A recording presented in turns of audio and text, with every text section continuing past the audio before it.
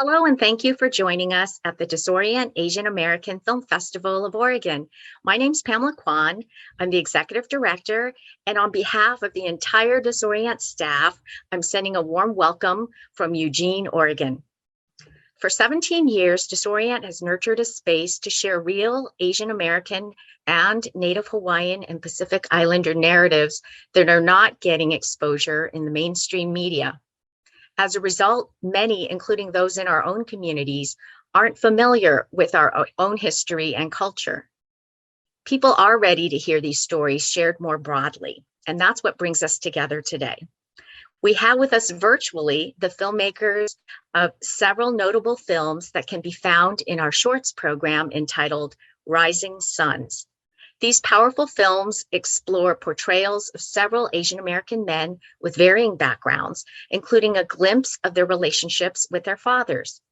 What is surprising about these stories is that they provide a deep emotional awareness about the journey of everyday men that isn't a common topic of conversation in Asian American circles. We have much to talk about, and I can't wait to get started. Let's meet our distinguished guests. It's my pleasure to introduce the writer, director, and producer of A Father's Son, Patrick Chen. Hey. Also with us is the executive producer of A Father's Son and the author of the book Chinatown Beat that inspired the film, Henry Chang.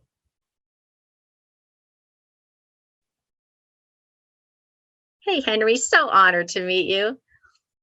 Let's introduce, the writer, director, and producer of Two Graves, Carter Lau. Hey there. And with him, writer from Two Graves, Trey Makashima. Hello. We have the director of Dear Dad, Red Gaskell. And I'm pleased to introduce the writer, director, and producer of Leftovers, La Chen. Hey, so pleased to meet you all. For the longest time, we've only seen Asian American and Pacific Islanders in a few roles in general, but particularly for men in our communities, those roles seem to focus on achievement, jobs, protection, conflict, revenge, overcoming, not a lot to offer. These are more about what you do, but not who you are and why. For these reasons, we often see these one-dimensional portrayals that don't present men who can be accepted as completely developed beings. I'd love to ask all of you, what I want to say is I'm impressed about the fact that you give Asian American male characters or subjects that are so authentic.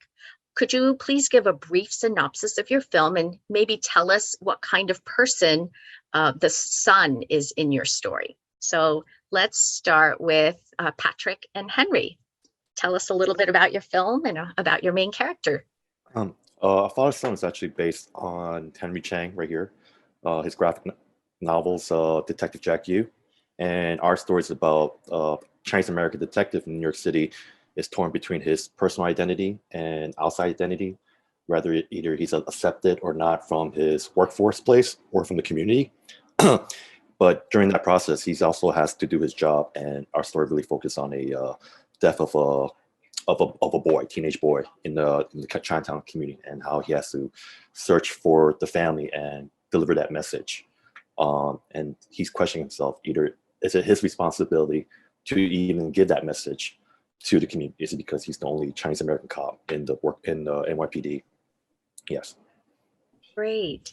Anything to add to that, Henry?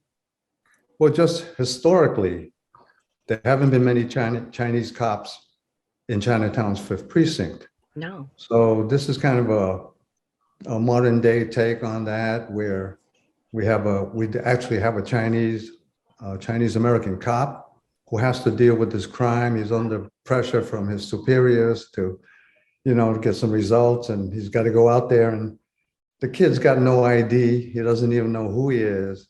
Mhm. and he's got to somehow find out where he is and deliver the bad news to his parents. And much of the story is about that. Mm. And someone from outside of the community is not even gonna get past, you know, Mm. get anything past. So yeah, that's an important one. Mhm. Carter and Trey, let's hear about a synopsis of your film and about your main character.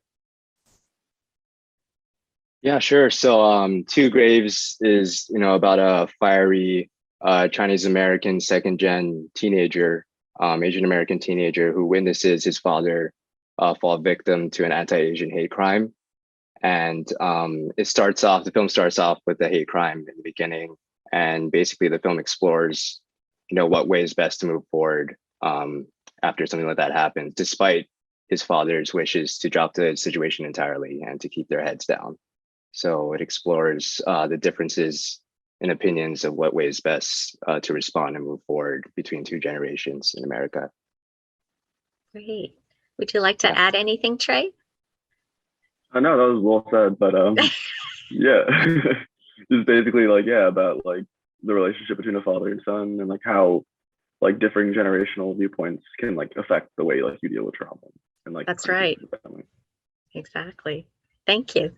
Red, I'd like to hear about yours. Is a short documentary. It's actually, a real person. So tell us about Dear Dad.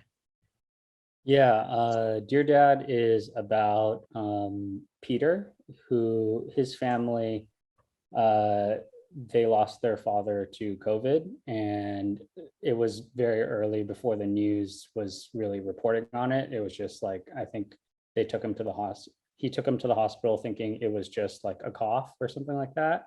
And then his dad never left the hospital. And then the news came out that like it was this disease, COVID and stuff. So the doctors didn't really even know. So it's about his family's journey of healing and like him taking over this, patriarchal position in the family and actually starting a business and creating like hope for other people during the pandemic. So that's kind of what the short documentary is about. Thank you. And Law, let's hear about Leftovers. Yeah, and Leftovers is kind of at the intersection of all of the films that you guys are talking about. It's a Chinatown story.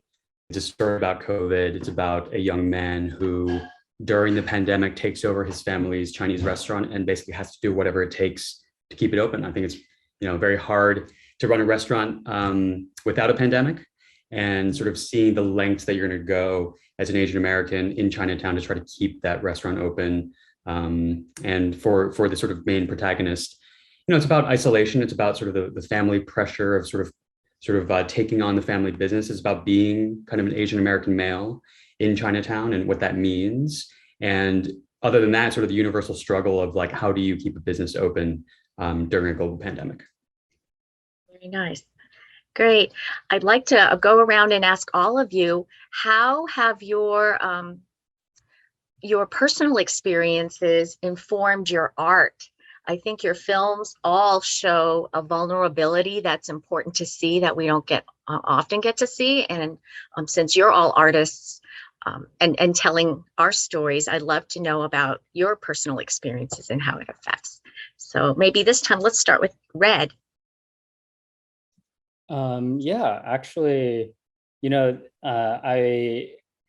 person who reached out to me for this project, Nick, I don't think he knew this at the time, but I had just lost my dad like several months before he reached out about this project. And like, I remember being on the call where he was like introducing me to the subject. I got like really emotional because I was just thinking like, oh my God, I can't believe I'm going to work on a film about this when I went through something so similar. He didn't pass away from COVID, but it's just like we were both Filipino American, and it was just like there were a lot of similarities. He's much younger than me, but it just felt very like, wow, it almost helped me process my own grief. But I knew working on it that like it's not so one-dimensional. Like this doesn't have to be a super sad film. Going through the process of losing a parent, you realize there's like a lot of different types of emotions you feel, and I wanted to make sure that was expressed and make sure we like reflected that Oh, you process that did. they went through. So yeah. It was very well done. Thank you. How about law? How have your personal experiences informed your art? Yeah, I'd say I grew up as a reverse immigrant. I was born in the States. I moved around the States for many years until I was 8. And then my family moved back home to China afterwards. So I kind of grew up in China as like an American kid. And that really, I don't know, let me look at sort of like this cross-cultural, like Asian American experience from a very different perspective. And coming back to America for college and to become a filmmaker afterwards, really focusing on like, what is it to be Asian American? Having spent most of my life overseas in China, but having been born here, looking like I was very much drawn to like Chinatown stories because that is sort of a still standing sort of bastion of like the immigrant experience, whether it's your generation or your parents' generation or the generation before you, but it's sort of different levels of what is the immigrant experience. And it just so happened that I, during the pandemic, sort of decided to embark on a couple documentary projects like Red has about delivery workers, restaurant workers during the pandemic, and decided I wanted to explore that further in more of like a narrative story with leftovers. And sort of all of it sort of culminated in, finding stories in Chinatown because there are not that many stories that are being told from out there. I'm glad that everybody else in this room is doing it. But there are more stories that need to be told coming out of Chinatown, and I wanted to sort of contribute to that. Great, thank you. And Carter and Trey, how have your experiences informed your art? Yeah, for sure.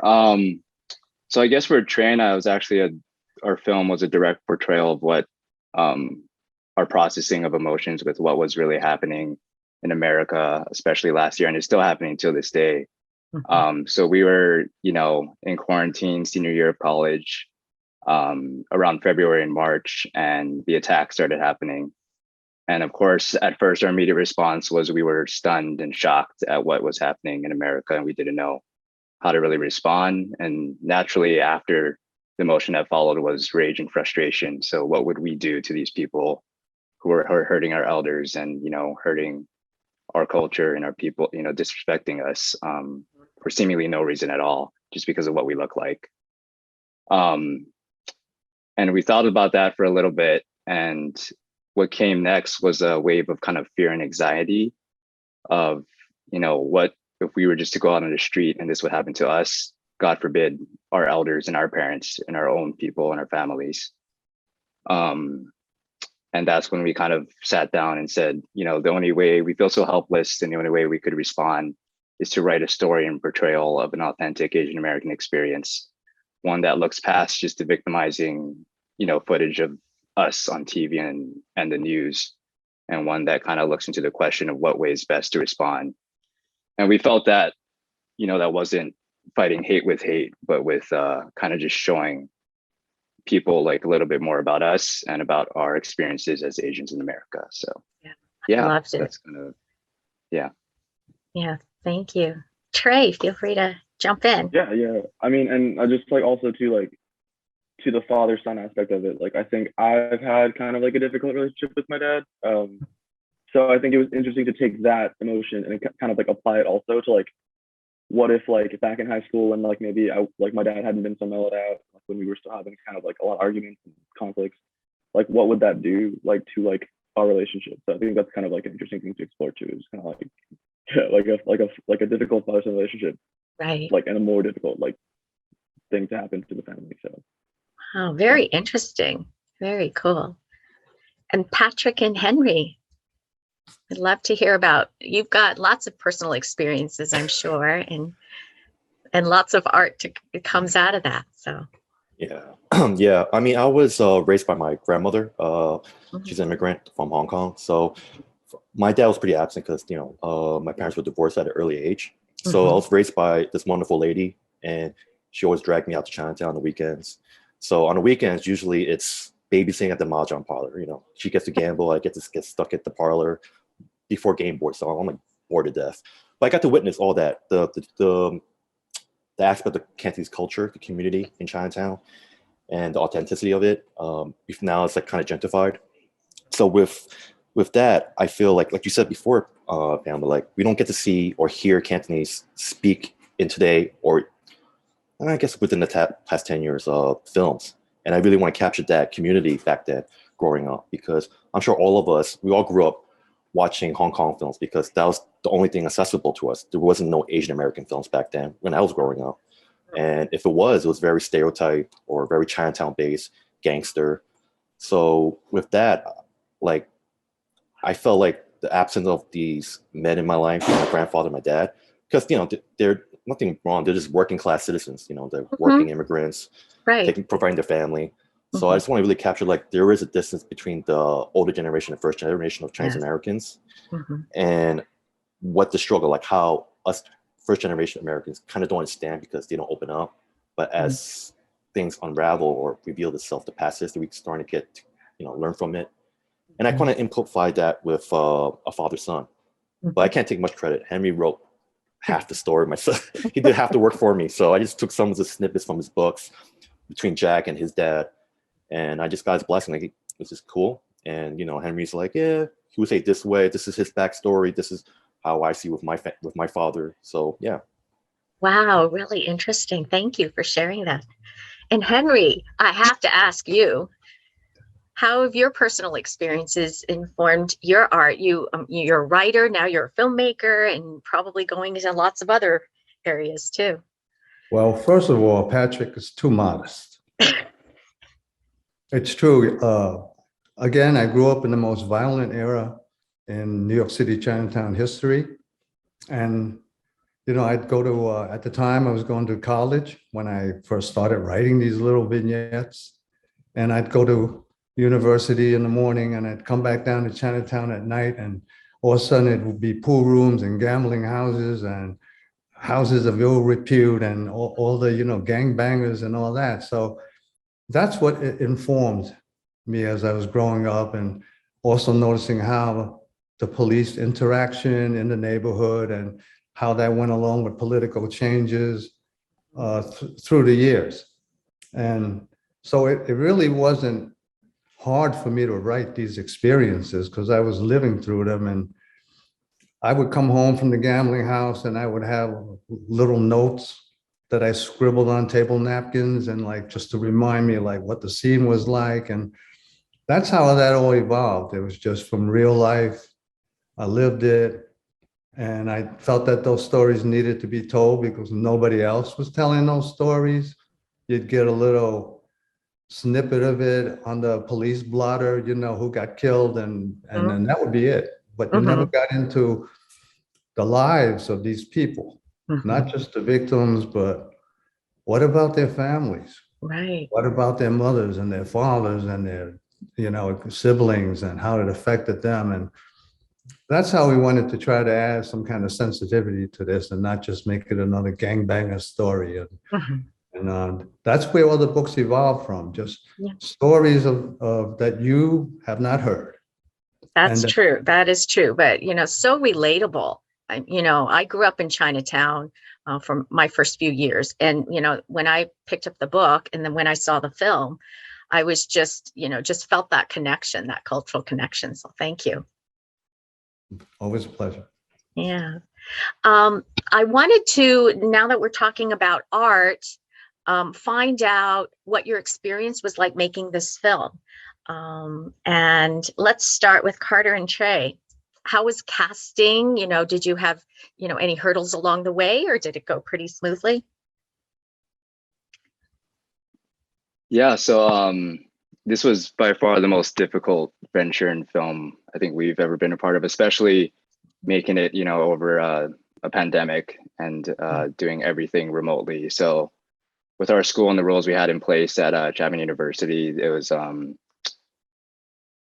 everything was forced to be remotely. So all the casting was over Zoom, all the rehearsals and everything. We didn't even see our cast and the main crew until like the day of the shoot. So it was figuring out all of that and having a COVID compliance officer and making sure we all got tested. And you can talk to props to our producers, Drew Okamoto and Aman Suri, for organizing all of that because it was a lot. So those were some things we had to face, but we all believed and felt like the story was strong and we needed to tell this message now. So we pushed through it, and we did some crowdfunding, and we got the funds to get everyone tested. And thank you to everyone who contributed to our film and gave us the opportunity to tell the story. But it was difficult, to say the least. I don't know, Trey, you can go. There's countless things we faced, but production, yeah, casting, all that everything. stuff. The writing process, it was just interesting too, just like seeing like kind of like how the situation evolved as we were writing the script too, because it's like we're kind of like inspired by like that initial kind of wave of like hate crimes, and it's like kind of weird to be writing the script and to keep seeing it be relevant like as you're writing it. It's like, wow, it's like frustrating to see like that it's like still happening. It's like, what, it's like, this is not like, we started writing it like what, like 6 months like before like the height of like the Asian hate crimes. It's like it just kept getting worse and worse, and so it was kind of interesting to kind of be writing that as like the situation evolved like that. So yeah, I think but it helped, I think, too, in a way to kind of like relieve some of the frustration we were feeling, and just kind of just like put it into something that hopefully people could get something out of. Like they can watch it and feel like someone's telling the story. So. Right. Well, I can't tell you how much we appreciate, just as, a community member and an audience member, feeling that frustration and not knowing how to express it. And, you're helping us express it. So thanks. How about Law? What was it like making the film? Leftovers. Yeah, as everyone talked about before, just numerous, your numerous everyday production challenges during COVID. Trying to keep the set safe and talent safe and everything sort of according to protocol and whatnot. I think that one of the bigger challenges in trying to make this, other than COVID, was to just kind of keep it authentic while trying to tell an entertaining story. I think that, choosing the right location, choosing the, local Chinatown talent, as Patrick and Henry might recognize from the film, but having the people and the places feel real and feel like they've been lived in, and feel like they have their own stories that you would want to explore. The location we used was a Chinatown staple restaurant called Spicy Village, which you guys might have frequented before, but great food. But we wanted to really keep the story really based in the lore of New York City Chinatown, despite it not being a documentary. Making it feel a little bit like, is this grounded in reality? And the story itself was inspired by two things. One is sort of the documentaries I'd done before, like I mentioned before, on delivery workers and restaurant workers, and then also a kind of like sort of Carter and Trey had done, sort of seen in this news article. For me, it was like a Reddit text thread about a customer who ordered Chinese food and decided not to take it because the delivery people were Chinese. I'm like, that sounds like the most absurd thing I've ever heard. It's stranger than fiction. So decided to write this whole sort of narrative, almost a slightly absurd story around this very, very minuscule situation that really embodies kind of the struggle that we're all going through as Asian Americans in America. It was very powerful, very, very moving. And yeah, just really, really thank you for sharing that film with us. Thank you. Yeah. Red, what was it like filming Dear Dad? Yeah, similar to what everyone else has said. I'm not going to echo the complications that making something during a pandemic has, but I think for us, one of the things, since it was more of a documentary, it was making sure that the family felt seen and heard and respected. And I was trying to be very cognizant of that, because we are filming in their actual home, and we have all this equipment and people coming in, and I really tried to make sure that like I was inclusive with them, like meeting with them before we brought everyone in and saying like, hey, this is our goal for today, this is what we're trying to do, and make sure that they felt like they were part of the process. And one of the most validating things was after it was finally the sister, she got to see it, and she said she was saying like, we were shooting for a few days, I wasn't sure if this would amount to more than a few seconds of a nod, but wow, this has gone beyond that. I find it so beautiful, in this reflection of grief, therapy, and healing in the background, humdrum, yet quiet pain of living day to day. And, she wrote this whole like long Instagram paragraph about it. And I was just like, oh, wow. Okay. I feel like this was a success. Like that was really important. So yeah. It was that's difficult. kind of it. Difficult story to tell. And you did it well. Thank you. And yeah, I'm really grateful to, our partner in this Square who funded the film and, commissioned it, and they were just a really supportive partner. They didn't even like make us film their products the whole time. So it was really great. Great. Anything that you would like to share, Patrick and Henry, about making the film, and also complexities of the father-son relationship in your film? Because the father is present even. Pardon? Which one? There's two fathers. Right, there are two. I'm talking about Jack Yu's father. Oh, Perry. Okay, Perry Young. That father-son. But there is the other father-son. You're right. There are two fathers. We'll talk about it all. Just the complexities of those relationships, especially in an Asian American, in two Asian American families. I mean, I think Henry can talk about that on my behalf. I can talk about the process of making the film. Yeah. First off, I want to congratulate all you guys for shooting something during the pandemic. We were very fortunate that we shot this like late 2019 and we wrapped up like January 2019. So you guys had to go these pre-seasons that I would go nuts.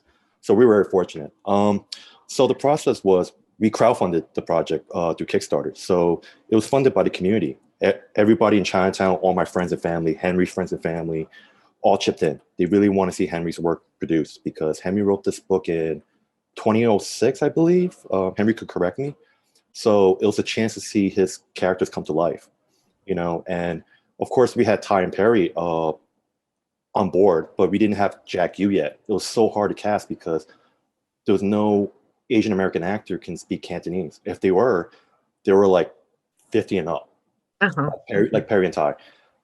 Anyone in their 20s or 30s, because Jack is kind of like early 30s. So we were really looking for the Cantonese actor. And that's when Ronnie Chen came in, I don't know how you got him. You got Zima and Ronnie Chang. Zima, I think Henry could tell you about that. But Ronnie was actually a fluke. So what happened was, it was thanks to our mutual friend, Shuhei Kinoshita, who introduced me to him. So I find it funny because Ronnie puts it out there already that he hates Twitter or unfollow me, but he retweeted the project. He's like, hey, support this project. And I asked my friend, I was like, hey, does he speak Cantonese? Like, I don't know. Like, can you reach out? So we just, pitched the project to him and he read it and he felt it was very authentic. And, and after that, after one or two meetings, he's like, would you mind being part of this project? He's like, absolutely. So we were very lucky because of that. Like something he hated actually got him the role. That's funny. For Jack Yu. So yeah, it was raised by that. A lot of the community chipped in. We got the restaurants, people came and help out for free or next to nothing. A lot of the money, like catering, we all said no Starbucks coffee. We're going to a bakery. All the money we're going to buy coffee from the bakery shop because we have to put the money to the community. And everyone loved that. So everyone chipped in, more and more people came on board. And the casting, it was just mostly people we knew, like Jeff, Law casted Jeff in his film, Joe Chan. The late Corky Lee was in our project, which, we tribute the film to him because we asked him for a cameo, things like that. So everyone just want to do it because they really felt authentic. They really want to do it for Henry and for the community. And Henry, you want to chime in about casting your boys? Yeah. I just want to say that I've been fortunate. I've known Ty Ma since 1972, I think, when we were just banging around in the street. And it was a very different Ty Ma then that he is, famous actor that he is now. So I think that all just fell into place. I think he knew that the project was important to us, that was important enough for him to come in and, and help us get some name recognition along with Perry and Ronnie. We're just very fortunate for that to happen. It's, just luck. Well, and I think it was a pleasant surprise to see Ronnie in a dramatic role. He kills it in comedy. He doesn't have to really, Yeah. he doesn't need another job really, but he, was gracious to be a part of it. And obviously it's because he's passionate about what you're doing. He's a very humble man. Like his persona on television, you guys might think, like he's like a crude, very sharp guy, but he's not. On set, he is Yes, very I've seen his stand-up show. Yeah, he's Yeah. very professional, very humble Uh-huh. guy, came in on time. But a lot of people were like, "You mean you casted the funny guy, the comedian?" And I questioned them, like, "Hey, listen, look at Robin Williams, Eddie Murphy, all those comedians who became Oscar nominated or Oscar winner. Like, I think Ronnie could kill it. Like, he's very sharp. Mhm. And for him, we didn't cast him for his name, honestly, like, or even Todd. They knew what they were doing. They're very professional. Mhm. And Ronnie thought he could bring something to the table, and he did, Mhm. and that's what we cast. It wasn't for name. Uh-huh. I'm totally against that. I want to make sure Mhm. it was casted the right person. Mhm. And even he was like, "You sure you want me?" I was like, "No, we want you," and from there we had a good time just making it. Mhm. You know. Great. Thank you. Well, Red, I wanted to find out, yours is the shortest film, 2 to 3 minutes, but it was really, like I mentioned, very, very moving. And you were doing this as a promotional, helping the business. Can you tell us a little bit about that? And then now I do understand how you were able to draw out such a personal story. I don't even know, did Peter Dario understand that you shared the experience and could relate? So leading up to the shoot, I made sure to spend time with Peter and get to know him. And we initially met over a Zoom call, but he's also a barber. So I hadn't gotten a haircut the entire pandemic plus another 6 months. So I was like, all right, it's time to chop it all off. And I think you're the guy to do it. Like this is just the universe is bringing us together. So he chopped it all off, and when you're sitting in the barber chair, you chop it up and you get to know each other more. So we were pretty close by the time it started. We were able to start shooting, and then, sorry, was the rest? Oh, of just the that it was really a promotional piece. I mean, it was a film, but it was helping the business too, promoting the business. And, it was just a pleasant surprise that it was so emotional and so personal when it was, maybe about promoting the business. Yeah, I tried to make sure that, there's a lot of things that can get made and seem very like promo-y or whatever. And I really didn't want to do that. I worked with a really incredible crew and team and editors who kind of were able to help me find that fine line between both. And also we didn't have that much time. We shot this in like a day, and when you're editing, it's like you have to really cut through all the things and really make sure you get to the heart of a piece. So we were just very ruthless with our edit, I guess you could say, to make sure that it was just the only things that were there were the things we wanted you to feel something. And you guys shine with the editing. It's just you and Nick, so great. Thank you. Yeah, we there, unfortunately, because of weather and schedule, we didn't get all the shots we wanted, but I don't think no one noticed. So that's great. Right. Yeah. I would say that Peter Dario shows us that a very inspiring way to cope with grief, that you can focus on legacy and have that be your shining light. So yeah, and he's like 23, which is amazing. Yeah, it was great to see him. So, and Carter and Trey, you made a film during the height of this anti-Asian hate. I think your approach was very fascinating, and I was wondering, I feel like when I read that you're from Hawaii, I felt like there is that layer of storytelling to how you approached it, but correct me if I'm wrong. Yeah, I guess sure. I guess it was different in the sense of all we knew about these anti-Asian hate crimes was the actual victimization of it and the violent footage and everything. So we wanted to go a step further than that and dig a little deeper into showcasing, what I guess we really have to deal with as Asian Americans, just besides the fact of racism and prejudice and all of that, but just our conversations with our fathers at home, or how Trey and I grew up with our families, and how, vulnerability and being sensitive wasn't really highlighted in conversations with our fathers, with any Asian American father, really. It's Right. about kind of, doing your job and taking care of the family. But to kind of open up that pathway and that Right. storyline. Right. Yeah. I know. I think that you had with Caleb and Eddie a father who didn't tell a son about painful experiences, and Mhm. until there was a point in the story where he had to. And do you think a lot of immigrant parents do the same thing, just shield their kids from stories of failure and pain and loss?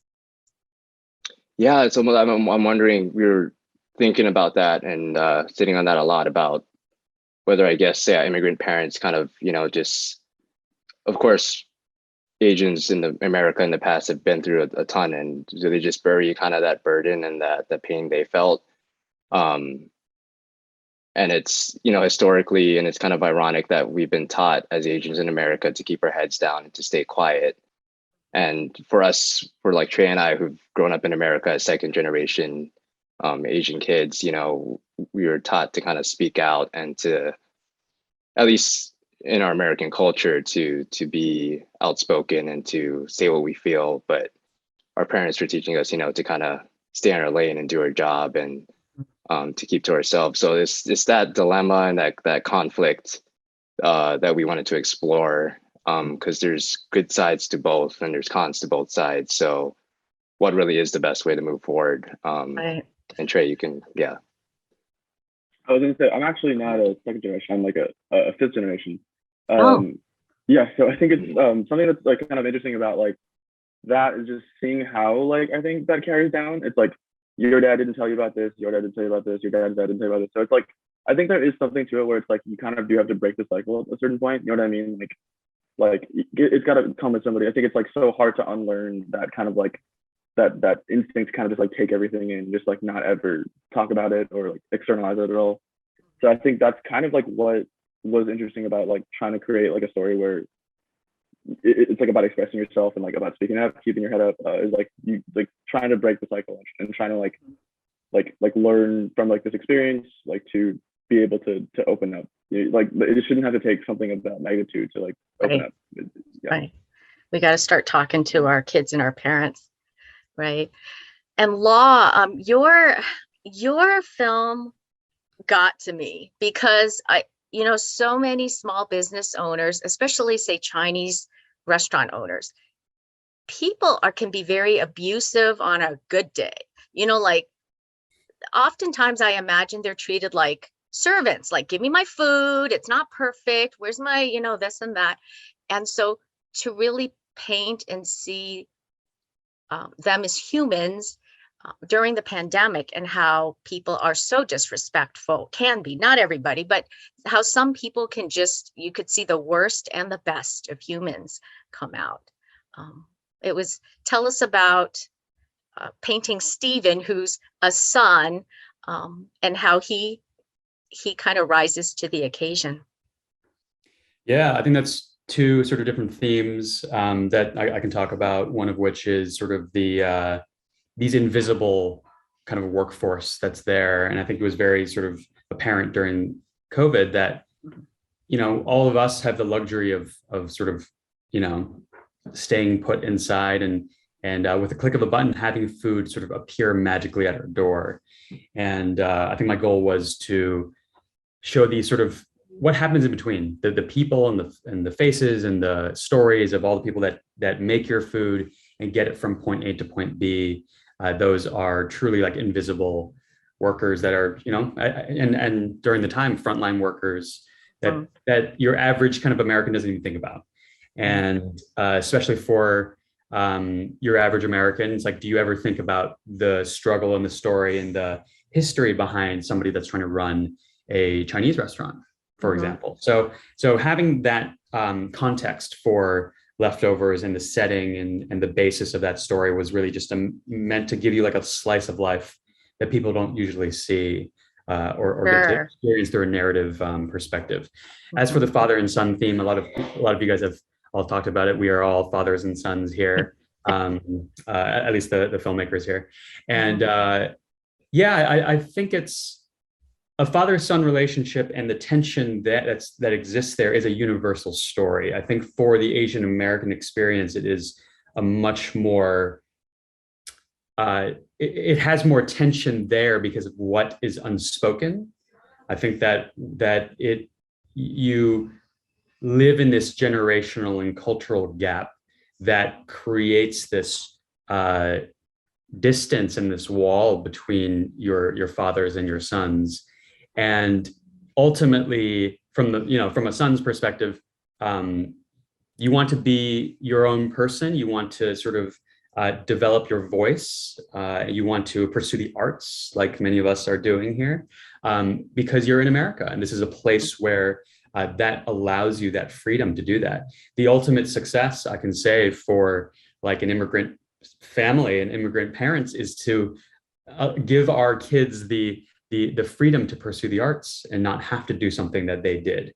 So in Leftovers, it's sort of this like balance of fathers wanting better for their sons, but also trying to preserve what they have and what they've built. For example, in Leftovers, the father owns this Chinese restaurant, and this is his legacy. Chinatown, a Chinatown business that's been running for many years, and torn between the struggle of, do I allow my son to continue running this business or want better for him so that he doesn't have to do this, what he would consider, blue collar work. I think we've all touched on these themes, obviously, because we're all thematically within this sort of programming, but there's a lot to unpack here. And I think all of us kind of do it in our own specific way.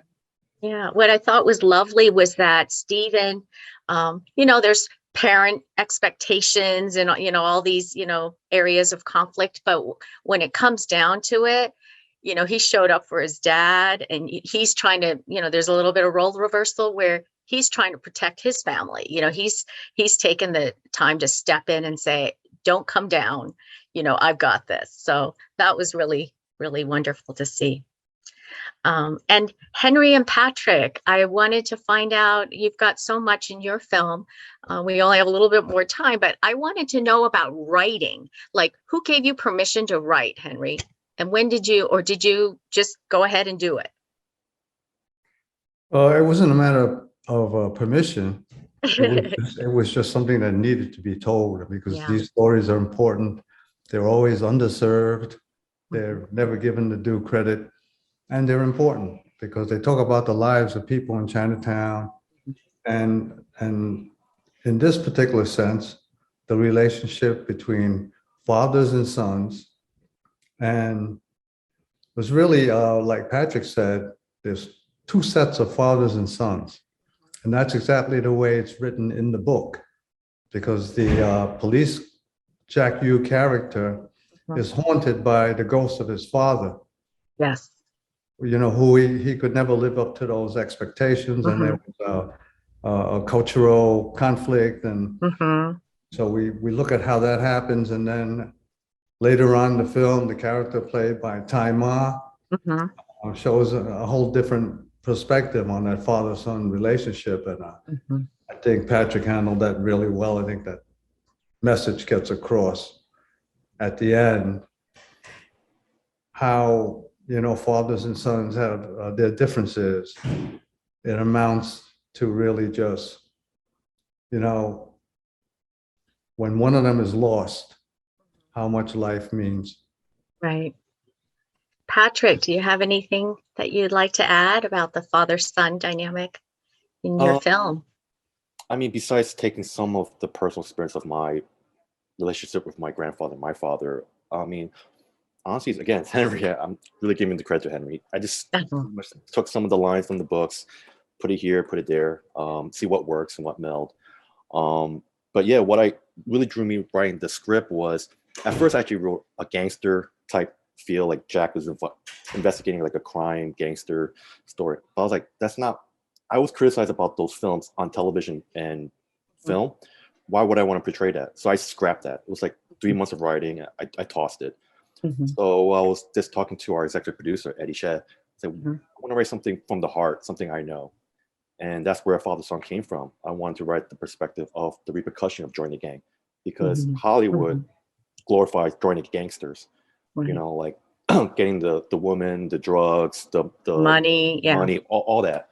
But they don't see the repercussions of what the family has to go to, or what loyalty is, and, you know. So I really want to focus on that. So I took those two elements and merged it. And with Henry's blessing, of course, absolutely from Henry. It wasn't me just writing. It's like, I'm going to direct it. It's like, Henry, do you like the story? He loved it. He's like, all right, let's do it.